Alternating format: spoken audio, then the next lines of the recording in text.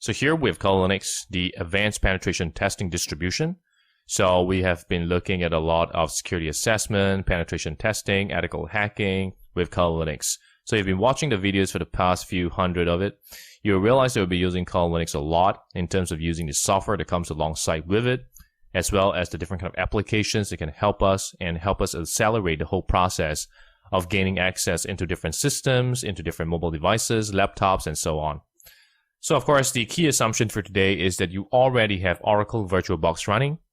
So Oracle VirtualBox is a virtualization technology that allows you to run different kind of operating systems inside your Windows operating system. So for example, in this case, I have a Windows 10 running. And of course, on the left side, you can see all the different virtual machines that I have already installed on VirtualBox. So once I have all these different appliances or machine, I'll be able to actually run them, test them out, look out for potential vulnerabilities, and many other different kind of testing that you could do in this lab environment. So moving forward, we will go back into the Kali Linux page, and we'll go into the downloads. So click on Download Kali Linux, and once you're there, you will go into the Download Kali Linux images. So you scroll down into the Kali Linux 64-bit VirtualBox and click onto the Offensive Security VM download page.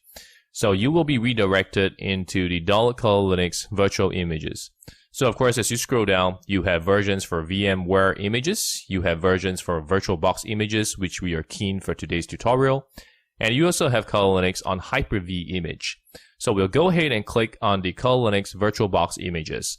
And then you do a right click on the 64-bit. So it depends whether you want it to be 32-bit or 64-bit, but we will be using and demonstrating on the 64-bit operating system of Kali Linux. So do a right click, click Save Link As, and we can save it directly to desktop. So this will be a open virtualization format archive file, and you click Save on that. So this would take a while for you to download a 3.1 gigabyte file. So of course, on the top right on the download, we can see it takes about 20 minutes, 19 minutes, 18 minutes for us to complete the download. So we'll come right back once we have completed the download to install Kali Linux into your VirtualBox. So welcome back, and we have the OVA file downloaded into the file directory that you have specified. And of course, on the left side, we also have an ISO file. So the ISO is a very different way of installing Kali Linux into your Oracle VirtualBox. So ISO kind of mimic how CD-ROMs or DVD-ROMs are actually being put, so that you can mount it into your operating system and mount it into your VirtualBox, your Hyper-V or VMware, and be able to install it as though you're installing it from a CD-ROM. So of course, today's focus is primarily on OVA. So this is a way faster installation to help you get Kali Linux up and running very quickly on your VirtualBox.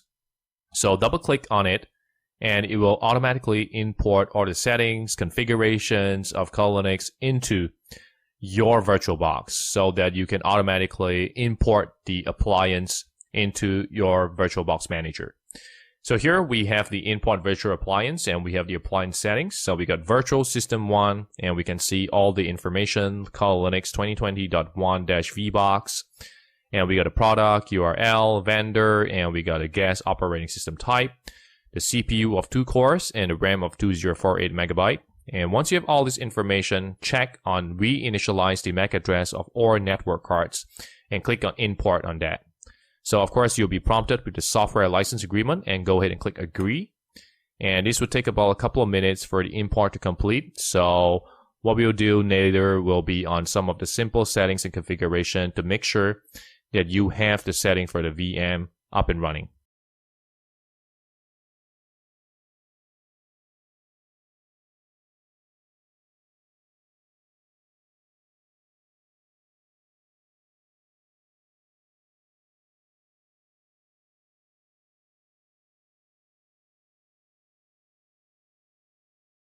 So now we've completed the importing of Kali Linux 2020.1. So of course, I have a second one with an _1.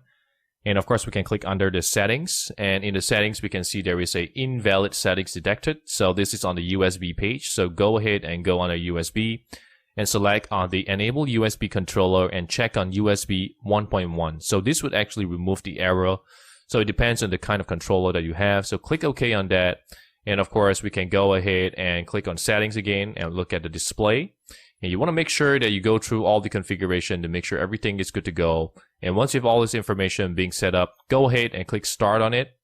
And once we click start on it, we'll be able to change the machine information on the view, and we're going to uncheck the auto resize of the guest display. So once we uncheck on that, we will be able to get access directly into Kali Linux a lot quickly, and we'll be able to manage the Kali Linux startup.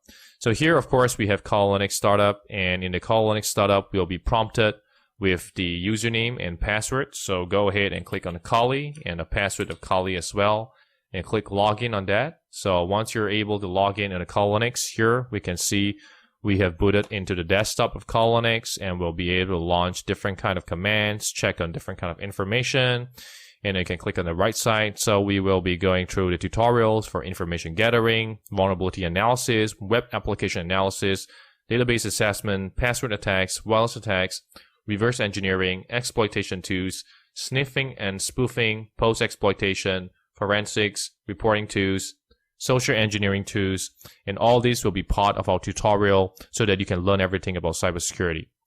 So I hope you've learned something valuable in today's tutorial, and remember to like, share, and subscribe to the channel so that you can be kept abreast of the latest cybersecurity tutorial. And if you have any questions, feel free to leave a comment below, and I'll try my best to answer any of your questions. Thank you so much once again for watching.